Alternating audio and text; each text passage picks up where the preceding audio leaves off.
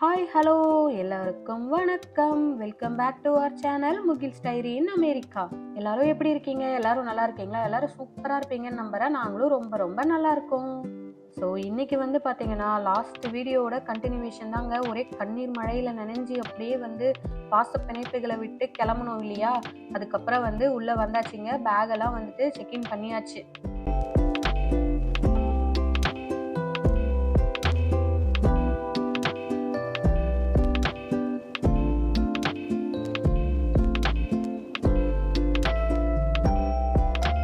So இப்போ நேராக security செக்குக்கு தாங்க போயிட்டே இருக்கோம். இங்கே செக்யூரிட்டி செக்கிங், இமிக்ரேஷன் எல்லாமே பண்ணணும் இல்லையா? அதோட ப்ராசஸ் அடுத்தடுத்து இருக்குது. எல்லாத்தையும் ஸ்மூத்தாக பண்ணிவிட்டு இதுக்கப்புறம் ஃப்ளைட்டுக்கு போர்ட் ஆகிறது தான் வேலை.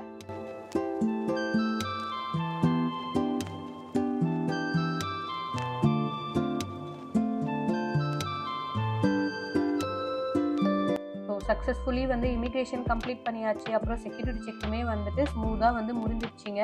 அதுக்கப்புறம் நம்ம ஏர்போர்ட்குள்ளே வந்துட்டோம். நம்ம அபுதாபியில் டியூட்டி ஃப்ரீ ஷாப்ஸ் பார்த்தோம். அதுக்கப்புறம் யூஎஸில் நியூயார்க் ஏர்போர்ட்டோட டியூட்டி ஃப்ரீ ஷாப்ஸ் பார்த்தோம். அப்புறம் நம்ம சென்னை ஏர்போர்ட்டில் டியூட்டி ஃப்ரீ ஷாப்ஸ் பார்க்காம எப்படி? ஆக்சுவலாக செக்யூரிட்டி செக் முடிச்சுட்டு வெளியே வர வழியே இந்த ஸ்டோருக்குள்ளே தான் இருந்துச்சு.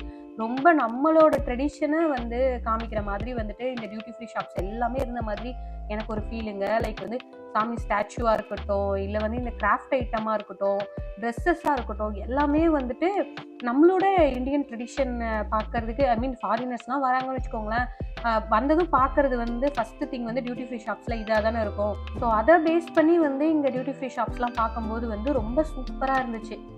ஸோ இங்கே பார்த்தீங்கன்னா A to B இருக்குங்க. நம்ம ஏதாவது ஸ்வீட்ஸு, ஸ்நாக்ஸு ஏதாவது கிளம்புற நேரத்தில் மறந்து வந்துட்டோம் அப்படின்னா கூட இங்கே வாங்கிக்கலாம் போல இருக்குது. ஆனந்த பவன் இருக்கா. அதுக்கப்புறம் கிராஃப்ட் பஸார் அப்படின்னு சொல்லிட்டு ஒன்று இருக்கு இல்லையா? நிறைய கிராஃப்ட் ஐட்டம்ஸு, சூப்பரான ஜுவல்லரிஸு, அந்த மாதிரி நிறைய ஐட்டம்ஸ் இருந்துச்சுங்க. அதுக்கப்புறம் ஃபார்மசி கூட இங்கே ஏர்போர்ட்குள்ளேயே இருந்துச்சு. முக்கியமாக இந்த க்ளோதிங் ஸ்டோர்லலாம் பார்த்தீங்கன்னா சாரீஸ்லாம் நல்லா டிஸ்பிளே பண்ணி வச்சுருந்தாங்கங்க. நல்லா கலர்ஃபுல்லாக பார்க்குறதுக்கே அவ்வளோ அழகாக இருந்துச்சு. லிட்டரலாக ஃபாரினர்ஸ்லாம் இதை பார்த்தாங்கன்னா செம்ம எக்ஸைட் ஆயிடுவாங்க. அந்த மாதிரி ஒரு அழகாக இருந்துச்சு. எதனால் அப்படி சொல்கிறேன் அப்படின்னா, நம்ம இந்தியாவுக்கு ஃபர்ஸ்ட் டைமாக சுற்றி பார்க்க வரவங்க இதெல்லாம் பார்த்தாங்கன்னா அப்படி தான் இருக்கும் இல்லையா?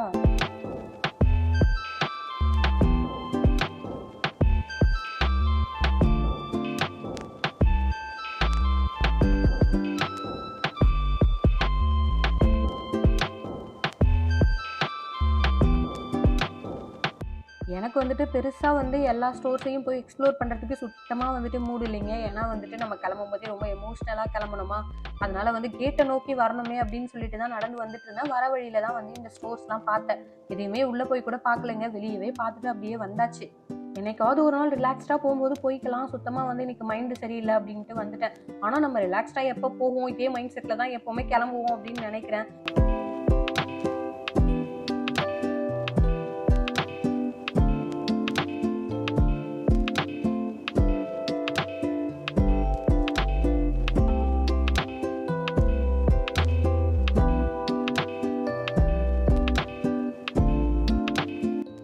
அப்போவே சொன்னேன் இல்லையா, ஃபார்மசி இருந்துச்சு அப்படின்னு சொல்லிட்டு. அது அப்போலோ ஃபார்மசி இருக்கா. இங்கே மெடிசன்ஸ் ஏதாவது எமர்ஜென்சிக்கு வேணும்னா வாங்கிக்கலாம். ப்ளஸ் நம்ம கேரி பண்ணுறதுக்கு ஏதாவது மெடிசன்ஸ் மறந்துட்டோனாலும் இங்கேயே வாங்கிக்கலாம். அந்த மாதிரி இருந்துச்சு. அதுக்கப்புறம் நெட்வொர்க் சிம் எல்லாம் ஃபாரினர்ஸ்லாம் வராங்கன்னா இங்கேயே வாங்கிட்டு போகிற மாதிரி ஏர்டெல் நெட்வொர்க் ஷாப்புமே இருந்துச்சு. இப்போ KFCக்கு தாங்க வந்திருக்கிறோம். நம்ம லஞ்சு சாப்பிட்டு கிளம்புனதுனால என் பையன் வெஜிடேரியன் சாப்பிட்டுட்டானா. ஸோ சிக்கன் வேணும்னு கேட்டுகிட்டே இருந்தான். சரி KFCயில் ஏதாவது வாங்கி கொடுக்கலாமே. அவனும் கொஞ்சம் எமோஷ்னலாக தான் கிளம்புனானா. அவனுக்கு பிடிச்ச மாதிரி ஏதாவது வாங்கி கொடுத்தா அவனோட மைண்டை சேஞ்ச் பண்ணணுமே அப்படின்னு சொல்லி டைவர்ட் பண்ணுறதுக்காக தான். ப்ளஸ் அவனுமே சிக்கன் வேணும் அப்படின்னு கேட்டுகிட்டே இருந்ததுனால KFCயில் சிக்கன் ஆர்டர் பண்ணிவிட்டு வெயிட் பண்ணிகிட்டு இருந்தோம்.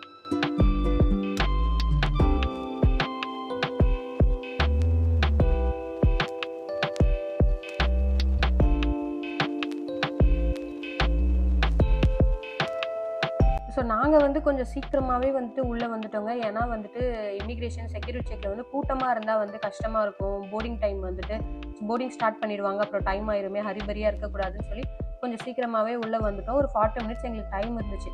அப்புறம் சாப்பிட்டு முடிச்சுட்டு கரெக்டாக ஒரு 10 மினிட்ஸ் வெயிட் பண்ணோம். அதோட போர்டிங் ஸ்டார்ட் பண்ணிட்டாங்க. இப்போ ஃப்ளைட்டுக்குள்ளே தாங்க போயிட்டே இருக்கும்.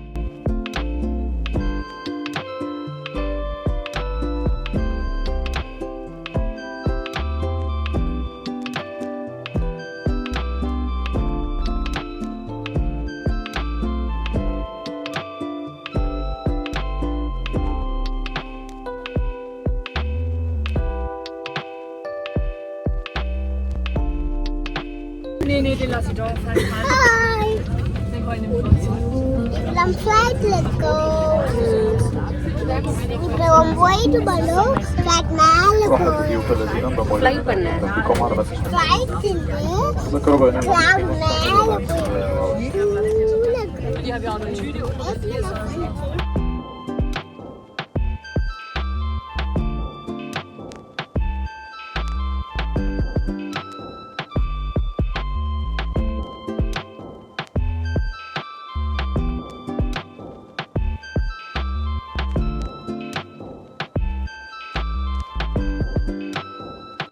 அவ்வளோதான். ஃப்ளைட்டுக்குள்ளே வந்தவொடனே வந்து ஆர்டிஸ்ட் வந்து ஆரம்பிச்சிட்டாரு. வீட்லேயே வந்துட்டு பக்கத்தில் இருந்த ஸ்டோர்லேயே வந்துட்டு நிறைய ட்ராயிங் புக்ஸ் எல்லாம் எடுத்துகிட்டு தாங்க வாங்கிட்டு தான் வந்திருந்தோம்.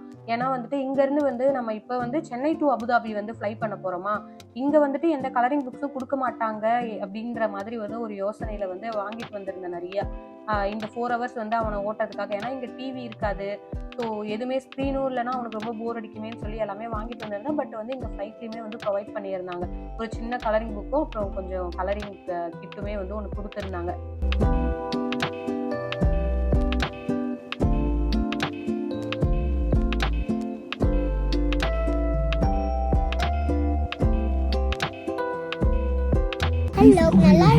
Fasten the strap around your waist and pull to tighten. So இப்போ வந்து பார்த்தீங்கன்னா கேபின் க்ரூ மெம்பர்ஸ்லாம் வந்துட்டு இந்த சேஃப்டி டெமான்ஸ்ட்ரேஷன் வந்து ஸ்டார்ட் பண்ணிட்டாங்க.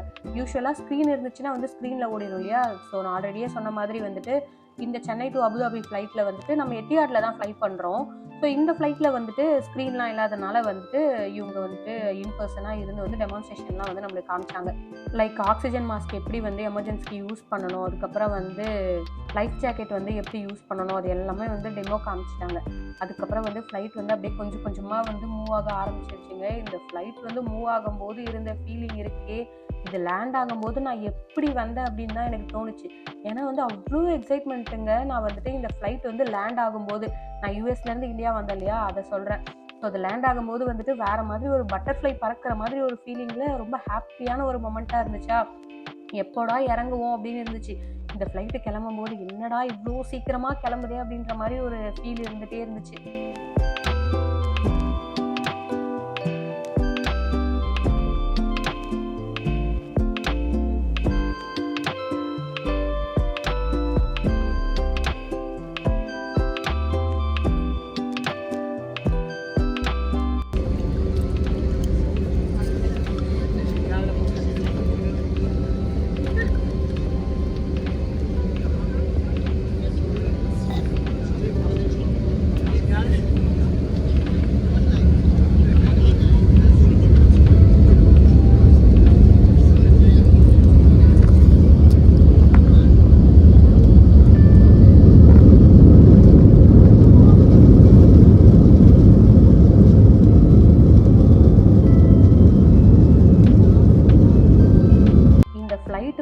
கிட்டத்தட்ட வந்து ஒரு 10 to 15 மினிட்ஸ் வந்து இந்த ரன்வேலேயே சுற்றி வந்துச்சுங்க டேக் ஆஃப் ஆகிறதுக்கு முன்னாடி.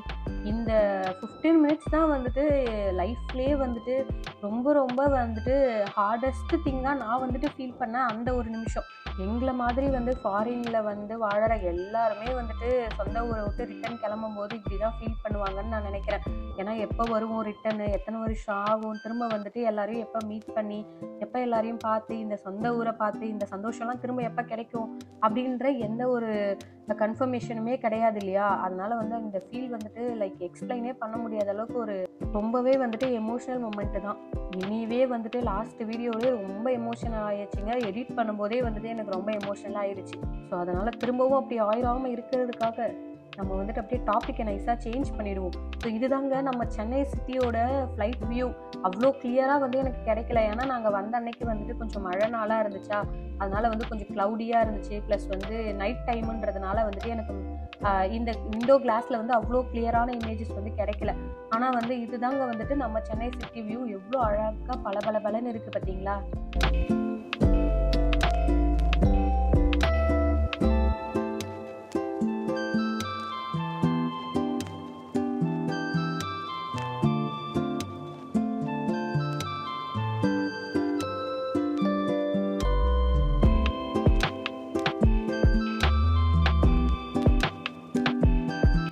ஸோ நம்ம வேலையை ஆரம்பிக்கலாமா? ஸோ நம்ம ஃப்ளைட்டு டேக் ஆஃப் ஆன உடனே வந்துட்டு அடுத்த ஒரு 15 மினிட்ஸில் வந்துட்டு நமக்கு வந்து ஃபுட்டு வந்து ப்ரொவைட் பண்ண ஆரம்பிச்சிட்டாங்க. ஸோ இது வந்து டின்னர் கணக்கு தானே வரும். ஃபஸ்ட்டு வந்து கிட்ஸ் மீல் வந்து கொடுத்துட்டாங்க. லாஸ்ட் டைம் நம்ம எத்தியாடில் ட்ராவல் பண்ணப்போ வந்துட்டு US to இந்தியா வந்தோம் இல்லையா, அப்போ எப்படி வந்துட்டு கிட்ஸுக்கு ஏற்ற மாதிரி வந்து கிட்ஸ் மெனு வந்து சூப்பராக கொடுத்துருந்தாங்களோ அதே மாதிரி வந்து நல்லா இருந்துச்சு. ஃபஸ்ட்டு வந்து ஒரு மிக்ஸ்டு ஃப்ரூட் ஜூஸ் மாதிரி ஒன்று கொடுத்துருந்தாங்க.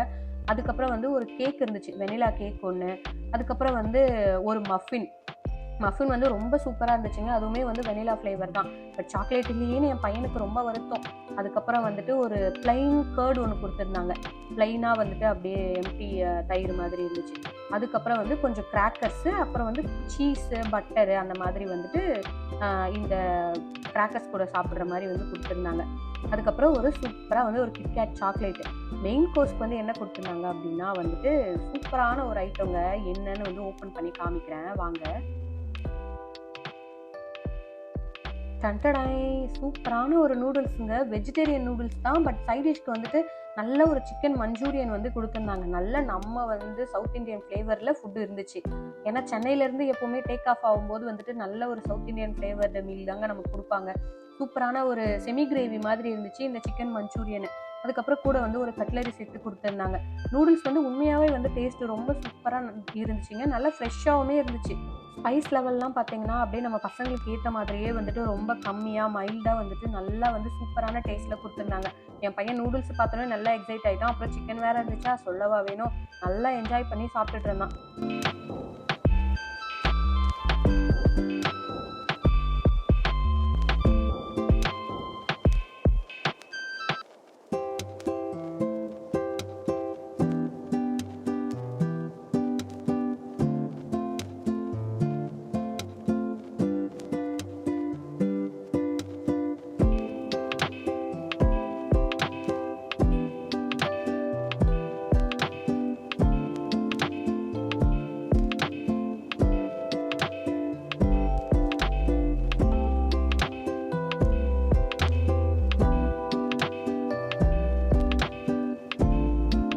ஸோ அதுக்கப்புறம் பார்த்தீங்கன்னா க்ரூ மெம்பர்ஸ்லாம் வந்துட்டு நம்மளோட ஃபுட்டை ட்ராலியில் வச்சு தள்ளின்னு வர ஆரம்பிச்சிட்டாங்க.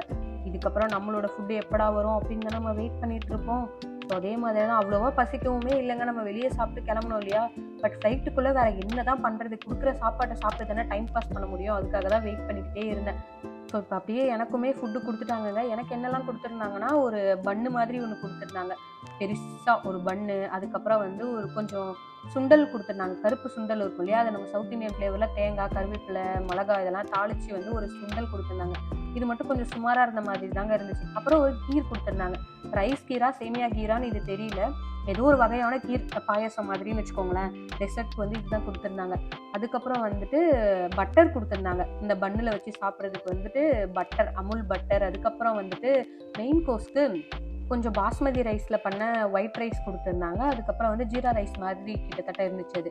அதுக்கப்புறம் வந்து வெண்டைக்காய் பொரியல் வந்துட்டு பருப்புலாம் போட்டு ஒரு வெண்டைக்காய் பொரியல் இருந்துச்சு. அதுக்கப்புறம் வந்து சிக்கனுமே கொஞ்சம் கொடுத்துருந்தாங்க. ப்ரோட்டீன் வேணும் இல்லையா, அதனால் வந்து கொஞ்சம் சிக்கன் கிரேவி மாதிரி வந்து கொடுத்துருந்தாங்க.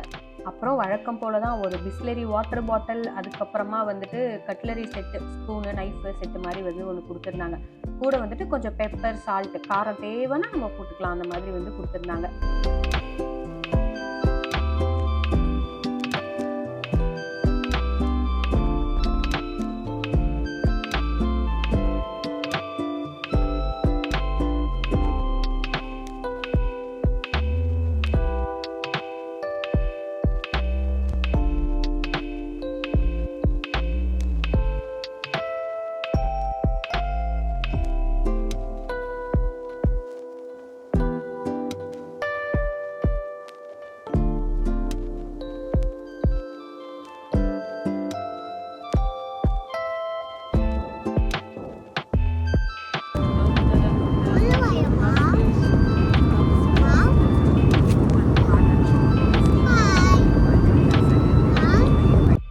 சாப்பிட்டு முடிச்சு ஒரு குட்டி தூக்கத்தை போட்டு எந்திரிக்கிறதுக்குள்ளேயே வந்து அபுதாபி வந்துட்டோங்க. ஏன்னா நம்மளுக்கு 4 ஹவர்ஸ் தான் வந்துட்டு ட்ராவல் டைம்.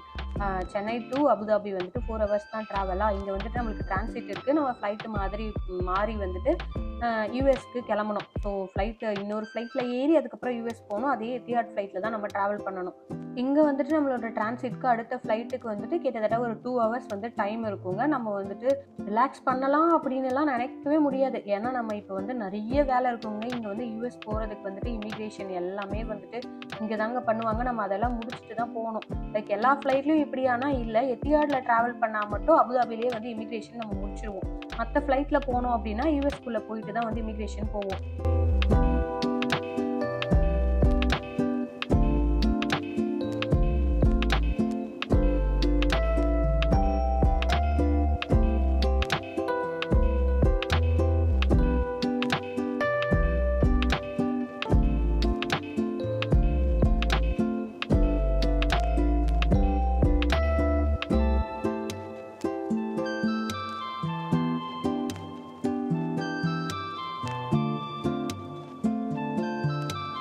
எனக்கு டே டைமில் வந்து இந்த விண்டோ சீட்டில் உட்காந்து இந்த வியூ பார்க்குறதுக்கு வந்துட்டு டேக் ஆஃப் ஆகும்போதோ லேண்ட் ஆகும்போதோ வந்துட்டு இந்த வியூ பார்க்க ரொம்ப பிடிக்கும்.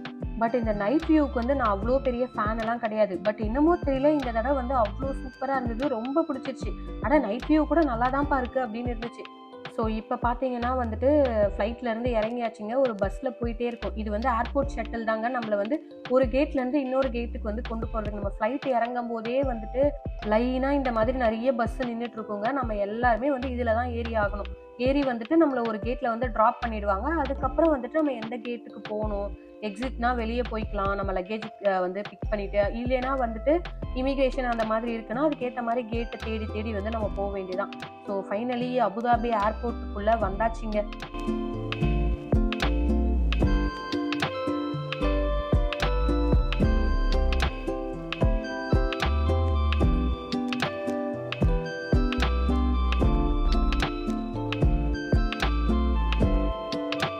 ஸோ நம்ம இப்போ சென்னையிலேருந்து கிளம்பி அபுதாபி வந்தாச்சு. ஆன் தி வேல யூஎஸ்க்கு போகிற வழியில் வந்து அபுதாபி ஏர்போர்ட்டில் ஒரு ஸ்டாப்பு. ஸோ இதுக்கப்புறம் என்னெல்லாம் நடந்தது அப்படின்னு நீங்கள் பார்க்கணும்னு நினச்சிங்கன்னா ஸ்டே டியூன்ட். அடுத்தடுத்த vlogல நான் வந்துட்டு போட்டுகிட்டே இருப்பேன், பார்த்துட்டே இருங்க. ஸோ அதே தாங்க, நம்ம இந்த வீடியோவோட எண்டுக்கு வந்துட்டோம். ஹோப் இந்த வீடியோ உங்கள் எல்லாருக்கும் பிடிச்சிருக்கோன்னு. இதே மாதிரி இன்னொரு இன்ட்ரெஸ்டிங்கான வீடியோவோட சீக்கிரமாக வந்து உங்கள் எல்லாரையும் மீட் பண்ணுறேன். அது வரைக்கும் பாய்.